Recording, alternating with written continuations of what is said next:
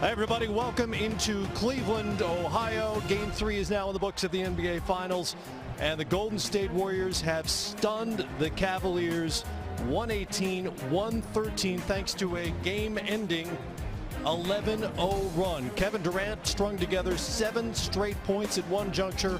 A jumper over Tristan Thompson pulled them to within 2. Then he pulled up for a three-pointer that gave them the lead for good at 114-113. He had a couple of free throws. Steph Curry added free throws as well. And the Dubs have put a vice grip on this finals with a 3-0 lead that no team in NBA history has ever escaped from.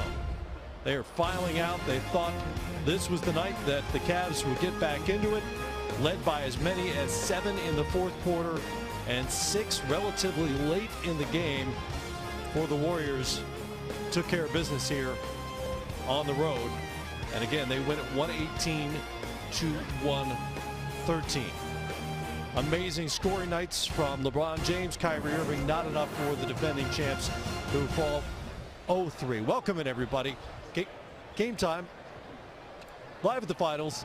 Post-game has begun. Hey, that's Shaquille O'Neal. Hey, that's throwing in the towel. Chris Webber. That didn't come from a Cavalier, by the way. Hey, because it's a wrap. Charles Barkley, Chris Webber, I'm Matt Weiner. Good to have you with us. Are you guys as stunned as the fans walking out of here right now? I'm not stunned at all. Just because of the way it finished. The way it finished was exhaustion. If you actually watch the game and watch the body language on the Cavs, in the third quarter they were exhausted. And did you say they couldn't keep playing at this pace? And we were talking in the green room. It's either you or Vince Cellini. He's like, they can't play at this pace. Well, we were talking about in the pregame, the pace. But in the third quarter, even when they had to lead early fourth, every time out, they had their hands, they were bent over. Right. And that was just fatigue down the stretch. No, to me, they were very, very stagnant, especially the last 3 or 4 minutes. They still had a chance and opportunity to win. The other guys step up a little bit, but when you have a lead, especially against the Golden State team, cannot make mistakes. Too many mistakes down the stretch. And to hold the ball, play one-on-one, play very stagnant, that's a mistake against this Golden State team. To me, this is one of the games that the players have to take and say it's their fault. I think that when you have the lead like that with a few minutes left, the coach can do all he can do, but it's up to you guys to know who should have the ball, how to run your offense. Like Shaq said, not just run around at the end, but I agree with Chuck, it was fatigue, but the fact you were so tired and you got that last 2 minutes, it just seems like you could pull something out of that reserve. Yeah. But excuses make cowards of us all. There ain't no fatigue. Listen, well, first of all, they were fatigued, but that's the beauty of the Golden State Warriors. You know, the other guys, Clay was terrific tonight. Yep.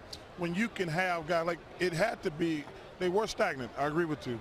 But that's the way they play a lot of times. They're an ISO team. They're an ISO team, but LeBron and Kyrie gave out a gas, and then Steph did his thing, then Clay did his thing, and they finished him off with Durant. Well, this goes back to the question of pace that we've been talking about, and we talked about in our pregame show, because Teron Lowe and the Cavaliers insist they want to play fast, they want to push the possessions higher. They were up and with higher 2 and minutes higher, left. and they were higher. But you guys are telling me they ran out of gas. In fact, they ran out of gas, but that's the only way they can win, Matt, because that's the only way Korver's going to get going, J.R. Smith.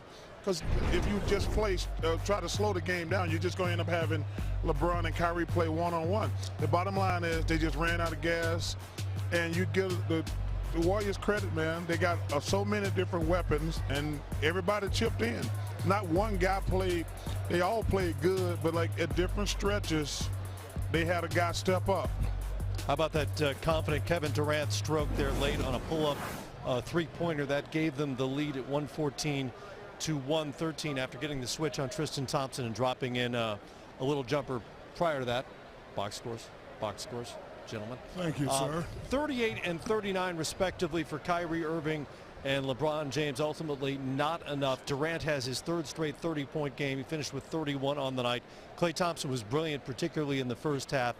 And there were times, it seemed to me, when you guys talked about the fatigue, where the Cavs were playing so hard to take a lead, to gain some momentum.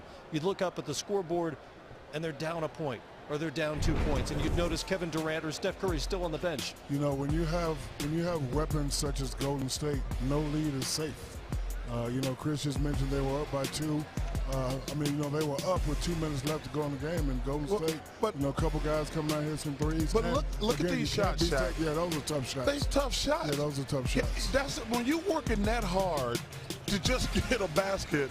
And look that's at that defensive Golden State. Listen, man, when you first of all, that was a great package.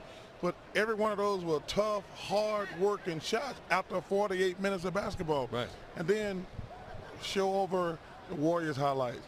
Clay for a 3, wide open. Kevin Durant come down for a 3. Wide open. And that's the advantage. These easy buckets. And when you're tired. That's because they moved that basketball. Yeah. And Chuck said that they would have 3. You said if all guys scored 30 points, they'd only had 90. They scored about 93 points tonight, something like that, and or 94 points. And when you look at it, they only got 11 from that bench. So when we talk fatigue, one team can go 12 deep, the other team can only go about 7 deep. So it's not necessarily how you play. I mean, it is how you play, but it's also who else you got coming off that bench that can give you minutes. And you look at the last quarter, they got beat 29-19.